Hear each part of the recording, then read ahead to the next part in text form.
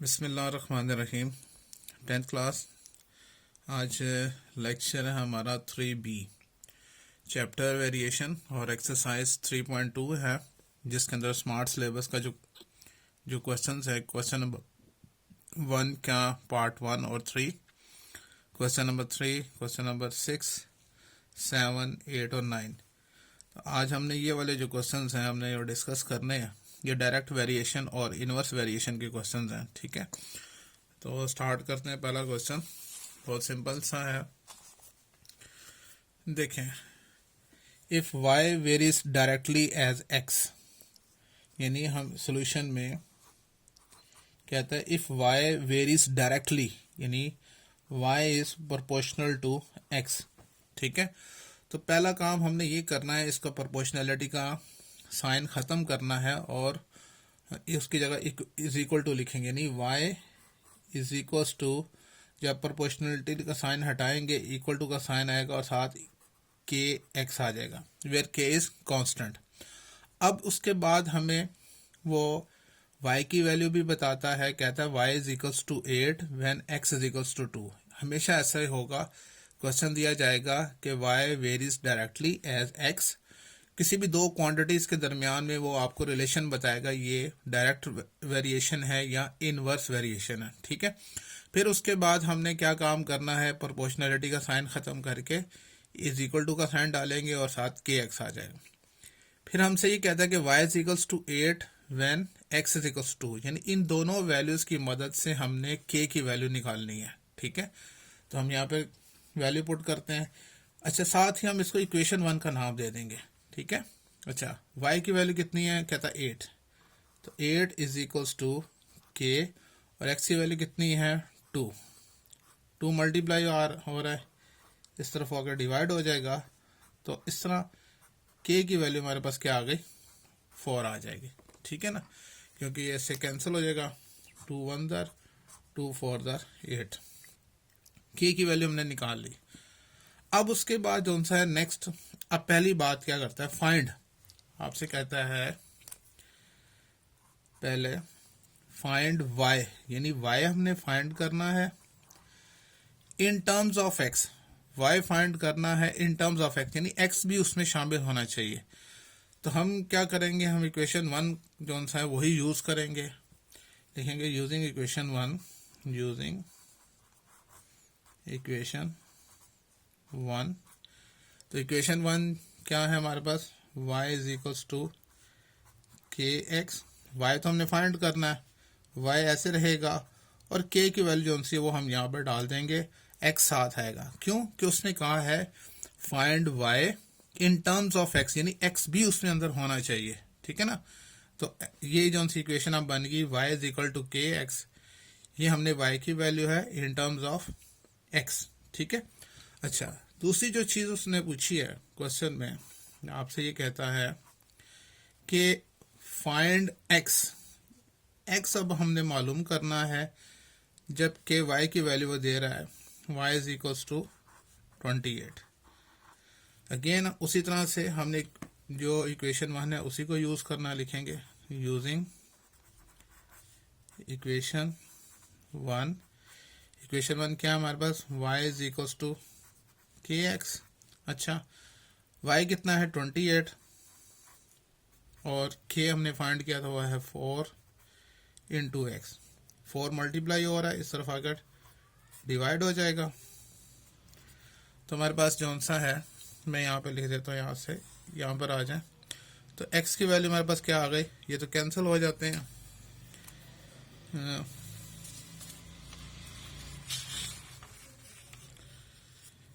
4 1 दर 4 4 7 दर 28, तो x की वैल्यू हमारे पास आ गई 7। ठीक है, ये हमारा आंसर आया। क्लियर हो गया। अच्छा जी, इसके बाद देखें क्वेश्चन नंबर 3, क्योंकि स्मार्ट सिलेबस का जो नेक्स्ट क्वेश्चन है वो क्वेश्चन नंबर 3 है। अच्छा, क्वेश्चन नंबर 3 में हमसे क्या कहता है, सॉल्यूशन में कहता है if r is proportional to t। अब इसने पहले ही आपको बता दिया, इस क्वेश्चन में हमें पहले से बता दिया है कि r जो सा है that is proportional to t है।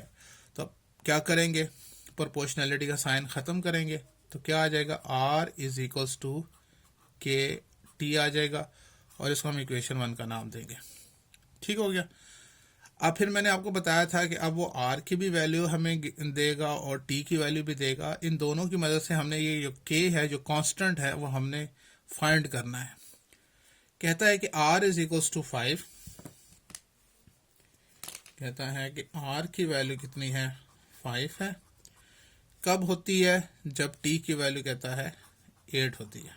ठीक है, हम लिखेंगे यहाँ पर यूजिंग इक्वेशन 1, यूजिंग इक्वेशन 1 हम यूज करेंगे तो आर इज इक्वल्स टू के टी।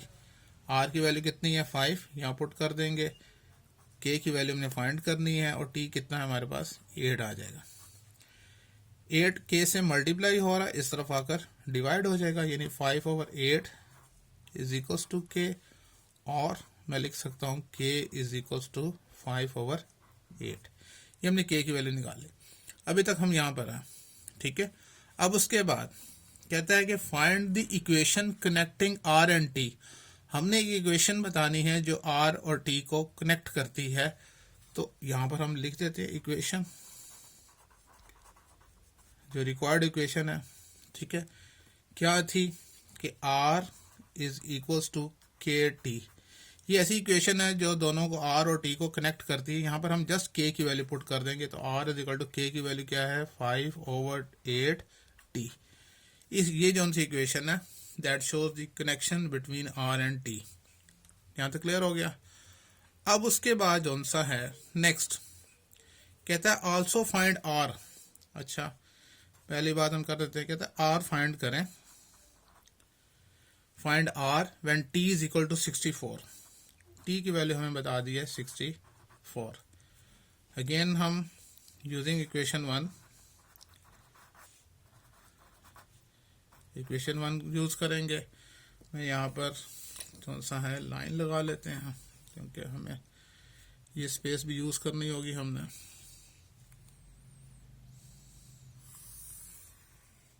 ओके, अच्छा जी, इक्वेशन 1 यूज करते हैं। हमारे पास इक्वेशन 1 क्या थी, यहाँ से मैं यहाँ लिख रहा हूँ कि R इज इक्वल्स टू के टी। वैल्यूज पुट करते हैं। R तो हमने फाइंड करना है, वो तो ऐसे रहेगा। ठीक है, K की वैल्यू हमारे पास मौजूद है और वो कितनी है, 5/8 इंटू टी कितना हमें बताया, 64। इनको कैंसिल कर लेते हैं। 8 1 ज़र 8 8 ज़र 64 होता है, तो 8 5 ज़र 40। आर की वैल्यू हमारे पास आ जाएगी 40 आ जाएगी।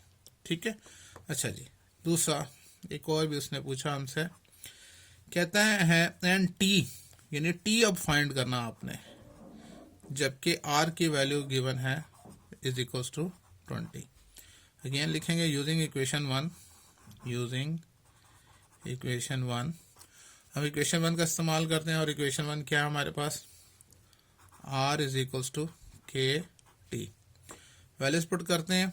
आर की वैल्यू कितनी बताइए आप, 20 बताइए है, इज इक्वल्स टू के की वैल्यू कितनी है, 5/8, और टी हमने मालूम करना है। टी यहाँ ही पर रहेगा, 8 यहाँ डिवाइड हो रहा है, इस तरफ आकर 20 से मल्टीप्लाई हो जाएगा, और 5 टी से मल्टीप्लाई हो रहा है, वो इस तरफ आकर डिवाइड हो जाएगा। तो हम यहाँ पे कैंसिल कर सकते हैं, क्या, 5 1 ज़र 5 4 ज़र 20। तो इस तरह से टी की वैल्यू हमारे पास आ जाएगी, टी इज इक्वल टू 8 4 ज़र 32। तो ये हमारे पास आंसर आ गया। ठीक है, क्लियर हो गया। उम्मीद है आपको ये क्वेश्चन समझ में आया होगा। ठीक है, इसके बाद स्मार्ट सिलेबस का क्वेश्चन नंबर 6 अब वो हम डिस्कस करते हैं। क्वेश्चन नंबर 6, देखिए क्वेश्चन नंबर 6 में हमसे ये कहा है सॉल्यूशन में कि if W varies directly as U cube, यानी दो जो क्वांटिटीज हैं W और U क्यूब, इनके दरमियान में वेरिएशन क्या है, डायरेक्टली। तो हम लिख सकते हैं ऐसे कि W is proportional to U cube. तो पहले स्टेप में हम क्या करेंगे, प्रोपोर्शनैलिटी का साइन हटाएंगे, W इज इक्वल्स टू के U क्यूब हो जाएगा। इसको हम इक्वेशन 1 का नाम देंगे। अब हमने k की वैल्यू फाइंड करनी है और ये दोनों गिवन होंगे। जैसे उसने कहा and w is equals to 81, यानी w इज इक्वल्स टू 81 कब? जब u की वैल्यू कहता है when u is equals to 3। ठीक है, तो अब ये दोनों वैल्यूज हम यहाँ 1 में पुट करेंगे और k की वैल्यू निकालेंगे। लिखेंगे यूजिंग इक्वेशन 1। तो क्या है, w इज इक्वल्स टू के यू क्यूब। ठीक है, w की वैल्यू कितनी है 81, k हमने मालूम करना है, u की वैल्यू है 3 और उसका cube. 81 is equals to k into 3 का क्यूब क्या होता है 27। 3 को 3 टाइम लिख के मल्टीप्लाई करें, 27 मल्टीप्लाई हो रहा है, इस तरफ आके 81 को क्या करेगा डिवाइड। तो k की वैल्यू हमारे पास आ जाएगी k इज इक्वल्स टू 3। क्यों? 27 1 ज़ार 27 3 ज़ार। ठीक है, अच्छा जी। उसके बाद देखें फिर आगे हमें कहता है कि फाइंड w। अब जो है उसकी रिक्वायरमेंट करें w फाइंड करें जब u इज इक्वल्स टू 5 हो। अगेन लिखेंगे यूजिंग इक्वेशन 1। हमने इक्वेशन 1 को यूज करना है और वो क्या है, w इज इक्वल्स टू के यू क्यूब। जी, w तो फाइंड करना है हमने, k की वैल्यू 3 है और u की वैल्यू 5 है। ठीक है, इसके लिए भी हम स्केल की मदद से यहाँ पे लाइन ड्रॉ कर लेते हैं। ठीक है जी जी, तो ये हमारे पास क्या आ जाएगा, w is equals to 3 into 5 का क्यूब होता है 125 और जब 125 को 3 से मल्टीप्लाई करेंगे तो 375, ये इसका आंसर आ जाएगा। क्लियर हो गया? अच्छा, क्वेश्चन नंबर 6 के बाद क्वेश्चन नंबर 7, स्मार्ट सिलेबस का क्वेश्चन नंबर 7 डिस्कस करते हैं। देखिए क्वेश्चन नंबर 7 में कहता है कि if y varies inversely as x। अब y और x के दरमियान में इनवर्स रिलेशन है, तो इसके कैसे लिखेंगे कि y is proportional to 1/x। जब भी इनवर्सली का कहा जाएगा तो सेकंड क्वांटिटी को हम 1/, की फॉर्म में लिखेंगे। बाकी सारे स्टेप्स वैसे ही हैं। सबसे पहले प्रोपोर्शनैलिटी का साइन हटाएंगे तो y इज इक्वल्स टू अब k और x हो जाएगा। इसको हम इक्वेशन 1 का नाम देंगे। ठीक है, अच्छा जी। उसके बाद क्या कहता है, लाजमी बात है अब x और y की वैल्यू जरूर देगा k की वैल्यू फाइंड करने के लिए। कहता है कि y is equals to 7 when x is equals to 2। तो उसी तरह से लिखेंगे यूजिंग इक्वेशन 1। यूजिंग इक्वेशन 1, अब इक्वेशन क्या है हमारे पास, y is equals to k over x। Values put करते हैं, y की वैल्यू 7, k तो फाइंड करना है और x की वैल्यू 2 है। 2 यहाँ डिवाइड हो रहा है, यहाँ अगर मल्टीप्लाई होगा 7 multiply 2 is equals to k। तो k की वैल्यू हमारे पास आ जाएगी 14 आ जाएगी। ठीक हो गया। उसके बाद अब हमें आगे क्या कहता है कि फाइंड y। y की वैल्यू मालूम करनी है जब x इज इक्वल्स टू 126 हो। अगेन लिखेंगे यूजिंग इक्वेशन 1। इक्वेशन 1 है y is equals to k over x। ठीक है जी, y तो हमने फाइंड करना है। ठीक है, k हमारे पास है 14 और x हमारे पास है 126। ठीक है, तो इसके लिए भी यहाँ पर हम स्केल से लाइन लगा लेते हैं जी। तो अब y की वैल्यू हमारे पास क्या आ जाएगी, y इज इक्वल्स टू 2 के टेबल से कैंसिल हो सकता है, 2 7 are 14 और 2 6 are 12, 2 3 are 6। ठीक है, और फिर उसके बाद 7 9 are 63 होता है, ये भी कैंसिल हो सकता है। 7 1 are 7, 7 9 are 63। तो हमारे पास इस तरह से y की वैल्यू आ जाएगी 1/9। तो यही इसका क्या होगा, आंसर होगा। क्लियर हो गया इसके बाद क्वेश्चन नंबर 8 देखते हैं स्मार्ट सिलेबस का। सेम उसी तरह से क्वेश्चन नंबर 8 में कहता है if y proportional to 1 over x, तो हम लिखेंगे y is proportional to 1 over x। Proportionality का साइन हटाएंगे तो क्या आ जाएगा, k ओवर x, और इसको हम नाम देंगे इक्वेशन 1 का। ठीक हो गया। फिर उसके बाद लाजमी बात है k की वैल्यू फाइंड करनी है, तो कहता है कि y is equals to 4 when x is equals to 3, और उसी तरह से लिखेंगे यूजिंग इक्वेशन 1। जी, इक्वेशन 1 क्या थी, y is equals to k over x। Values put करते हैं और k की वैल्यू निकालेंगे। y की जगह 4 आ जाएगा, k फाइंड करना है, x 3 है, 3 डिवाइड हो रहा है, इस तरफ आके मल्टीप्लाई हो जाएगा। 4 into 3 is equals to k, तो k की वैल्यू 12 आ गई। उसके बाद फाइंड x, x मालूम करना है, जबकि when y is equals to 24 using equation 1। जी, इक्वेशन 1 क्या थी हमारे पास, y is equals to k over x। ठीक है, यहाँ पे लाइन लगा लेते हैं डिफ्रेंशिएट करने के लिए। जी, तो y की वैल्यू बताई थी हमें 24 इज इक्वल्स टू k हमारे पास है 12 और x फाइंड करना है। ठीक है, x यहाँ डिवाइड हो रहा है, इस तरफ आके मल्टीप्लाई हो जाएगा, यानी 24x is equals to 12। 24x से मल्टीप्लाई हो रहा है तो इस तरफ आकर डिवाइड हो जाएगा, तो x is equals to 12 divide 24, तो x इज इक्वल्स टू क्या आ जाएगा, जैसे 12 1 जार 12 2 जार, तो x की वैल्यू आ गई 1/2। ये इसका आंसर होगा।